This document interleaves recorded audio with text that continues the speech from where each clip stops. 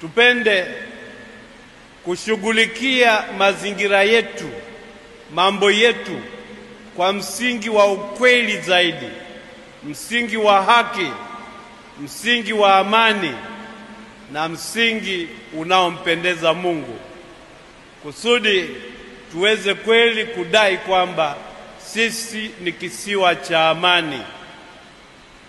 Katika yale yanayoendelea zama hizi katika nchi yetu, ninashauri tusithubutu kujiita kuwa ni kisiwa cha amani.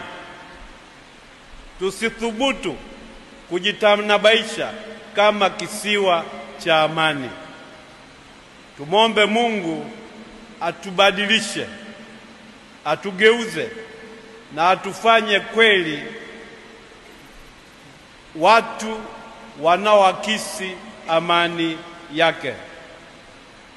Tumombe Roho Mtakatifu atuongoze na kutuimarisha katika hilo.